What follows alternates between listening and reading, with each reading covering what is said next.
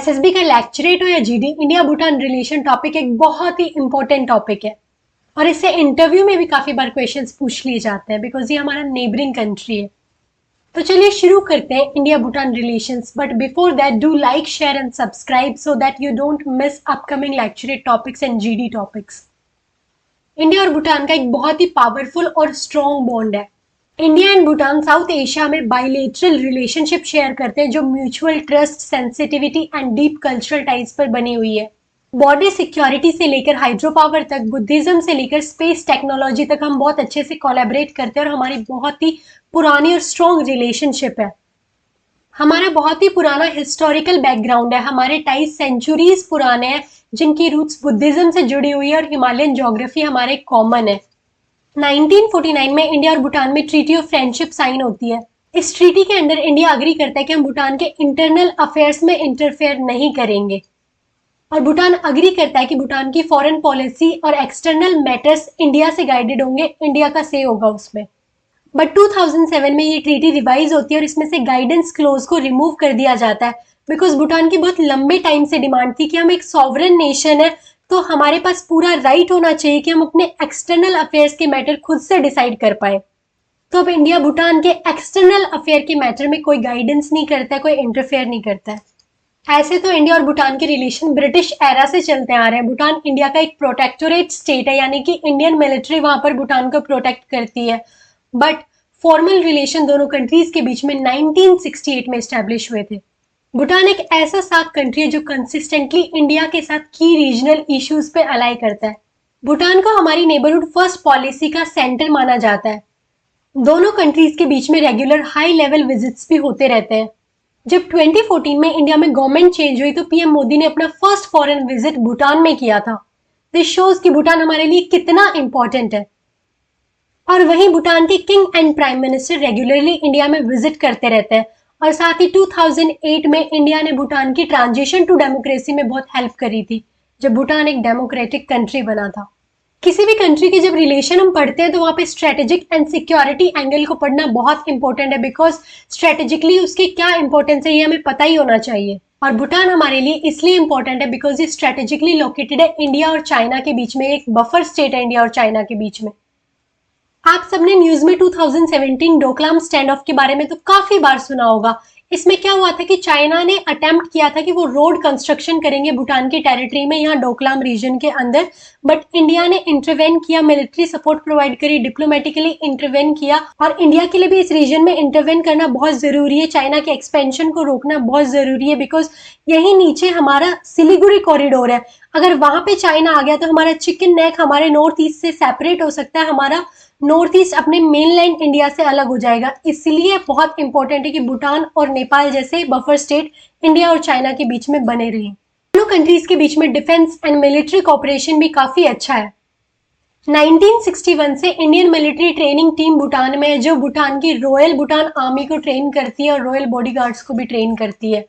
दोनों कंट्रीज के बीच में जॉइंट एक्सरसाइज होती है, दैट इज श्रे ड्रिल्स। इस एक्सरसाइज में दोनों countries counter insurgency, disaster management and mountain warfare पर काम करते हैं। भूटान के कैडेट इंडिया की एनडीए और आईएमए जैसी प्रेस्टिजियस एकेडमीज में ट्रेनिंग लेकर जाते हैं।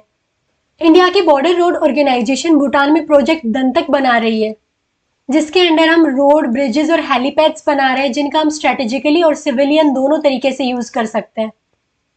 और अगर हम इकोनॉमिक रिलेशंस की बात करें तो इंडिया भूटान का largest trade and investment partner है। दोनों कंट्रीज के बीच में ट्रेड एंड ट्रांजिट अग्रीमेंट है जो 2016 में रिन्यू हुआ था। भूटान एक लैंडलॉक्ड कंट्री है इसलिए उसका 80% के आसपास का ट्रेड इंडिया के साथ होता है। बट भूटान को हम बे ऑफ बंगाल का एक्सेस प्रोवाइड करते हैं जिसके थ्रू ये ट्रेड कर सकता है दूसरे कंट्रीज के साथ भी।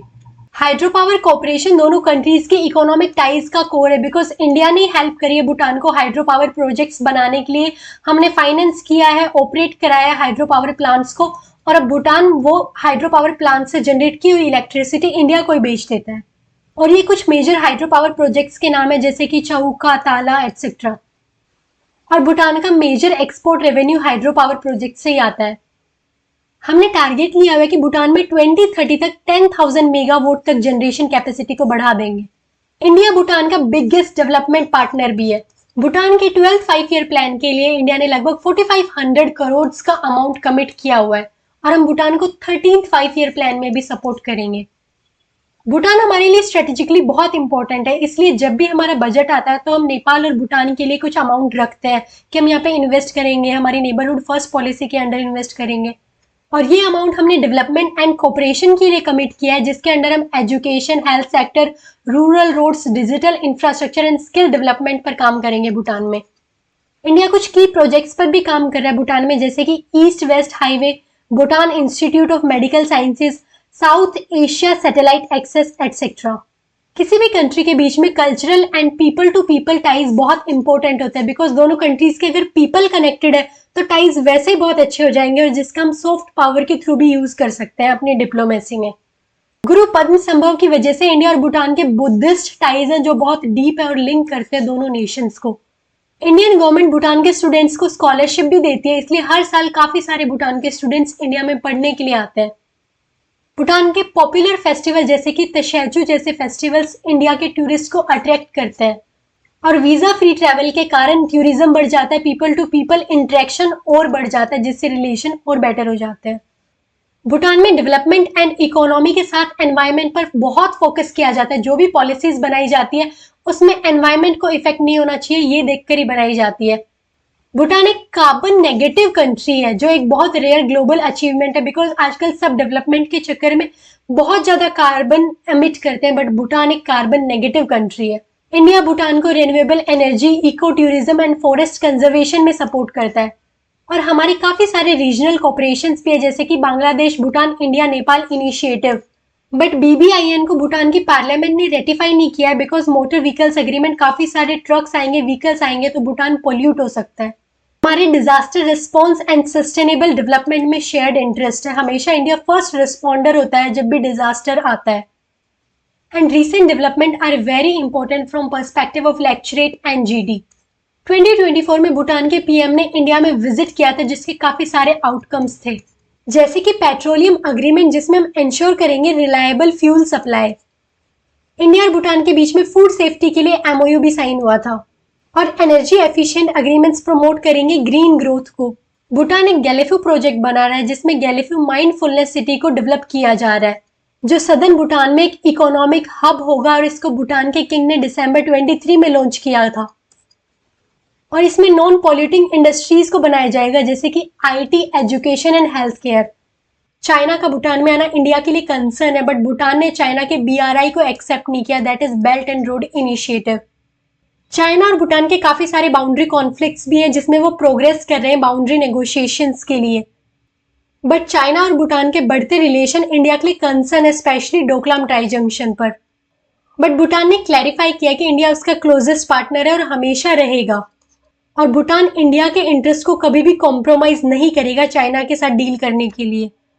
दोनों कंट्रीज कुछ कॉमन ग्रुपिंग्स के पार्ट है, जैसे कि BBIN, बांग्लादेश, भूटान, इंडिया, नेपाल, जिसके बारे में हमने पहले डिस्कस किया था। Then there is SAARC, then BIMSTEC, which is Bay of Bengal Initiative for Multi-Sectoral Technical and Economic Cooperation, और भूटान इसका फुल मेंबर है। एंड नेबरहुड फर्स्ट पॉलिसी में भूटान हमारा प्रायोरिटी पार्टनर है। हमारे इतने अच्छे रिलेशंस होने के बाद भी इंडिया और भूटान के रिलेशंस में कुछ चैलेंजेस है, जैसे कि चाइना का बढ़ता हुआ इन्फ्लुएंस हमारे लिए कंसर्न है। इंडिया भूटान में हाइड्रो पावर प्रोजेक्ट्स तो बना रहा है, बट कई बार इसमें डिले भी हो जाता है, जो भी एक कंसर्न है।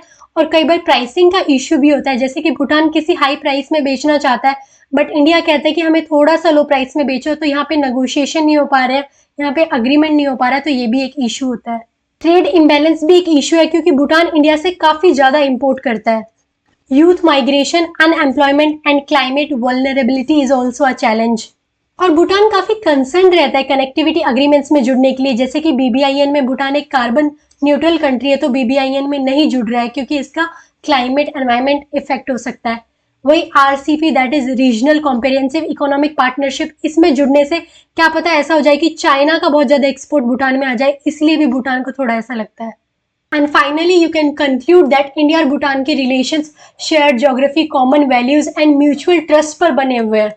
और जहां हर जगह वर्ल्ड में कॉन्फ्लिक्ट है, ग्लोबल डायनामिक्स शिफ्ट हो रहे हैं, वहां पे भूटान और इंडिया की फ्रेंडशिप को एंड्योर करना चाहिए हमें, जो रीजनल हार्मनी और स्ट्रेटेजिक बैलेंस के लिए बहुत इंपॉर्टेंट है। इंडिया के लिए भूटान सिर्फ एक नेबर नहीं है, एक बहुत अच्छा पार्टनर है, फ्रेंड है, वाइटल पिलर है इस रीजन के फ्यूचर के लिए। And at last I provide you with some quotes जो आप ऐड कर सकते हो अपने लेक्चरेट में, जिससे आपकी परफॉर्मेंस और एनहेंस हो जाती है। जैसे कि you can say India and Bhutan share a friendship that is not defined by treaties और transactions but by trust, mutual respect and timeless cultural bond. Or you can say India and Bhutan are not just neighbors, we are partners in progress, custodians of peace and friends by choice. You can also use this. The India-Bhutan relationship is a rare example of diplomacy built on trust, not transactions. Or you can also start your lecture by saying Bhutan is not just a friendly neighbor of India, it is a strategic partner, a spiritual ally, and a symbol of regional harmony.